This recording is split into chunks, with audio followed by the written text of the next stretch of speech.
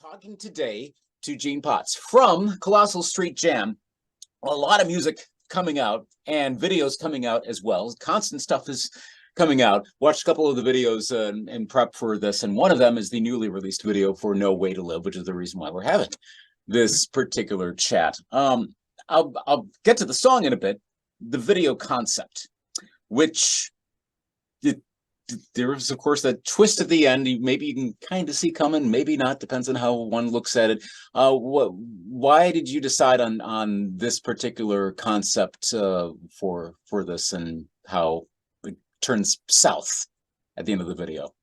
Yeah, No Way to Live was written right before COVID, and the song was really just about people that were down and out, struggling, things that you see on the news. And more so than ever, you see a lot of things going on with Vietnam vets or any vets in that matter. And we were just thinking about concepts and, how we wrote the song and what we wrote the song about. And it just kind of fit. And we had the right guy to do the video, the actor. He fit the bill. And we just thought it was a good idea, maybe to shine a light on something that's going on, not to be too political. We're not really that type of band, but the video just really, it felt like it fit the song. Mm-hmm. Yeah, it's something that seems to be a decades running thing. Yeah, if you will, it's constant, and yeah, like you said, it's a thing regardless of any. It happens. It's happening today. We're still seeing it no matter what. So it timely, and hopefully sends a bit more of a message, and hopefully helps someone out. Is you noted the song goes back a ways, pre-pandemic, and I've been reading and listening in interviews about how this was a process. This wasn't a 2-month thing because the pandemic happened. How did the songwriting process go on this? You mentioned the initial concept. So how does a song come about? Before you guys even started recording, even before the pandemic hit? Well, Sal, our guitar player, Sal Mara, he usually comes in with the riff, and we really, really loved the riff when he came in. And we just bring it to the guys, and we start building the song. I start building some lyrics. Sal has some melodies as well. When he's writing, he thinks of melodies. He had a couple lyrics to throw in too, and we kind of joined them together, and it took shape. And we recorded that right before the pandemic, and then I got sick. I had prostate cancer, and then Sal got cancer right after COVID. So we went through this whole process of trying to get this song done, trying to get this album done. And it was just really like our backs against the wall. Everything seems to be going wrong. And the album kind of took that kind of shape. When it comes out in January through Fret Bar, it will be a little bit of a depressing album, subject matter wise, but the songs themselves are really, I think, some of our best. Did the direction, could you sense the direction evolving as the pandemic goes, as you're having these additional health issues coming across? You're going, our creative, our statement, if you will, an album statement, this is going to be different than what we intended. Then you did say it's going to be a different concept, but could you kind of feel that happening in real time? Yeah. I think we got edgier. I think the subject matter got edgier. I think the riffs on the record got a little heavier for us, more maybe towards an old school Deep Purple. We do have a Hammond organ player in our band. So we've got that John Lord type feel, but these songs are definitely a little bit heavier than anything we've ever done. And I couldn't help but notice the Leslie speakers spinning around in the background on both of those, that video and For Seconds, which that's another one from ways back this year, but it's got a pretty serious message. Mm-hmm. You're wondering where it's going to go. And again, there's a twist. It's a different twist, but it's a twist partway through. Throwing up the 988 at the end is a good, heartening to see always. When just to reassure anyone on that, where did the concept for that song come about? Anxiety and depression runs through through my family. I suffer from night terrors since I was a child, so anxiety is definitely something that I've written about, more so on this record. And the concept just came about from just the lyrics, you know, how I felt the video should go. The guys really didn't fight me on it. They thought it was a good concept. We got the right actress to do the job. And yeah, Seconds wasn't, we released Seconds on our own, and then we signed with Fret Bar. So the album will be released in January. The video will probably be re-released, I believe, with the Fret Bar logo on it. We may update a couple things here and there, but yeah, like I said, it's not a concept record, but it sure did feel like one when we went back and listened to all the tracks and how they ran together and how it was kind of like a, you know, maybe I wouldn't say morbid, but definitely a down feeling record. But the songs themselves don't feel that way unless you're listening to the lyrics, I think. And that's the interesting thing I especially found with No Way to Live. But just kind of the way my brain works, I'm very musically focused. There are a lot of times I'll be hearing a song and going along to it, and then you go, wait, listen to the lyrics. They're really, it's a different message there, and the marrying of the two really drives that home. And a song like No Way to Live, if you're not listening to the lyrics, I mean, it bounces along. It's a heavy song, but it's got a good groove to it. Yeah. And then, but there's that message on top of like, oh, hang on, remember what's going here. You guys do groove a fair amount. Where are your influences, all 5 members? Do you have any particular favorite, either musicians, genres, multiple, or whatever that all 5 bring into the soup? Grand Funk Railroad, Deep Purple, Bad Company. You know, Sal's big into Zeppelin. We all love Zeppelin. Yeah, there's those. It's really a band that's influenced by 70s classic rock, and pretty much every genre is 70s classic rock. You know, it's not just the heavy stuff or the edgy stuff. And I think that's what we are. You know, we're a classic rock band, and that's where we live, and that's where we feel comfortable. I couldn't help but notice, and you've mentioned Grand Funk a few times again in those other interviews, and then listening through, and I'm listening for that sound. And it's a bit of, I mean, maybe I'm hearing, correct me if I'm wrong, maybe a little bit of the even earlier sound of Grand Funk Railroad, a little bit where it was longer songs, a little more breathing. I don't want to necessarily say prog, but maybe a little bit of that, all of that more musical depth. And I hear that in the songs that have been coming out from this project. Yeah. The Red album, definitely Grand Funk is a huge influence, closer to home. Mine especially, my favorite singer of all time is Mark Farner, and we got to play with Mark right before COVID, which was absolutely amazing. Got to hang out with him, take some great pictures with him, and really he was just a sweetheart to us, and it was really a great experience for the band. So your favorite Grand Funk Railroad song of all time is? Ooh, that's a good one. I love Heartbreaker.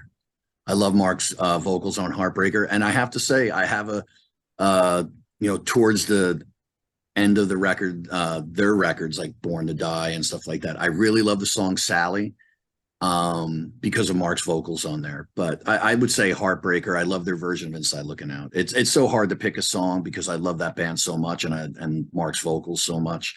So yeah, Heartbreaker, I think, especially live, I'd love it.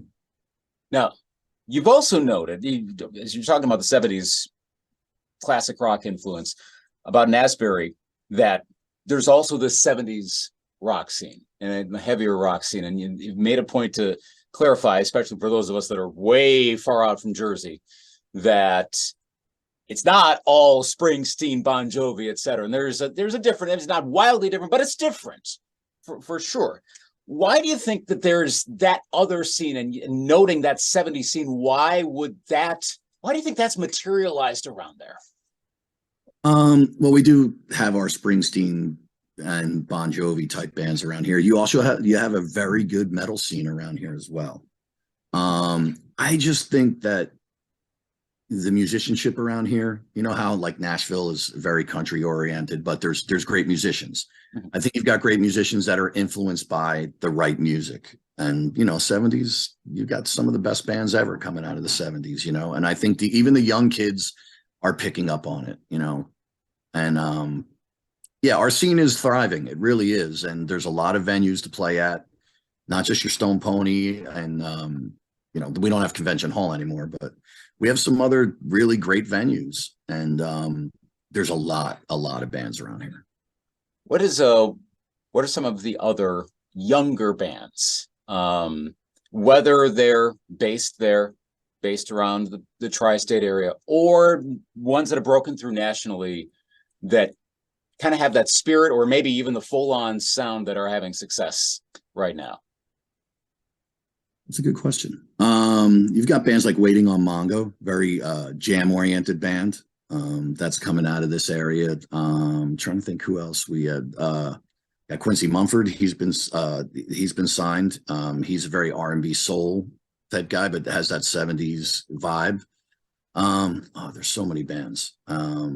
Anthony Kryzan from the Spin Doctors. You know, Anthony plays in Asbury quite a bit, and you know, he's such a well-known songwriter, and he's always on the scene around here. You kind of got me by surprise with that question, but there's a lot of bands that are doing good things out of here. That's okay, and that's good, because that at least gets the word out. We could start looking up some of those, and then the process continues to flow, and look those up and let it connect to other ones from there. Of the songs that are going to be on this album in a couple months or so, is there one that you'd like to? I mean, you want everyone to obviously pay attention to all the songs in the album. That's the reason why they made the final cut. But is there one or two where you'd really like people to pay a little extra close attention to them when they do finally get released? Yeah, I mean, one personally for me, maybe not for the rest of the band, but we have a song called "My Fight Alone," which what I spoke to you earlier about my fight with night terrors and anxiety. "My Fight Alone" is a really cool song, very acoustic beginning, but goes into this drop D that almost has like a King's X feel to it, and a lot of harmonies on there. Lorenza Ponce, I don't know if you know Lorenza. She played violin with the Dixie Chicks, Bon Jovi, Hall & Oates, to name a few. She plays the solo on that song. So yeah, that's one of my favorite ones. And there's a song called "Hey" on the record. Very simple song title, but it's about social media and about the media in general. And that song was picked by our fans and friends to be the single. And we had made a video originally, and we didn't release it because we signed with this video company, and we didn't want to touch anything until after we were done with this video company. But we did something a little out of the box when we had the record done, the songs done to where, and mixed and mastered to the way that we wanted them. We did a planetarium show. And we had the local college do a laser light show to the record. And we invited our closest friends. We had about 200 people come. We handed out little pieces of paper and said, write down your favorite song. And this song, "Hey," was unanimously the #1 song across the board. Okay. It's very good to know. Do you find figuring out the song to promote, and I mean, the whole cycle is still to come here, but the song to promote, is it easier nowadays with either fan events like the planetarium event, or online via social media, where it can be used for good and to get proper feedback? Do you find that easier to connect with what fans want, or was it better back in an older day when it's the A&R folks saying that, or where do you think the industry's at right now in terms of your band knowing, okay, this is the song that really could help spread the word about Colossal Street Jam? Yeah, I think live shows and the people, the fans of the band, the friends of the band that come. We have a very good fan base. They follow us everywhere. They travel very well. And, usually we'll ask, or they'll come up and say, "Oh man, I really love that new song." No Way to Live, because it's the title track of the record, and because we just signed with Fret Bar, it was like the logical choice for us for this record. And Jimmy Warren, Entertainment Group, Jimmy Warren is our management. He felt that song was the right one to go with as well. Okay, sounds good. So, so to wrap up, January, you said, do you have a specific date yet in January? No, we should have that within the next week or so. We're working on it right now. Awesome. Yeah, because we have to mass produce everything. We're big on vinyl. We just did, we want to have everything out on vinyl and CD. People still buying CDs. So We want to make sure that that is right. We have to have, we had all the artwork, everything done, and now Fret Bar's on board with us. So we have to change up a couple things. We just did a photo shoot with Estelle Massery, who's a big photographer here in New Jersey, big concert photographer as well, excuse me. And she did the new press shots, which we want to get inside the album, get that, and then with the artwork and everything. So I'm hoping January. We're going to do some dates in January with a band called In Theory, which is also on our label. And we're looking forward to that. All right. Well, there's a lot to see coming down the road, and your social media accounts and Facebook accounts quite active. So just we'll keep watching. We'll know when it all comes. Thank you so much for taking some time to chat today. All the best going forward, especially with the album release when it comes in January, right around that time. And we're looking forward to all the rest of the tracks and see how that all goes. Thanks for taking some time to talk today.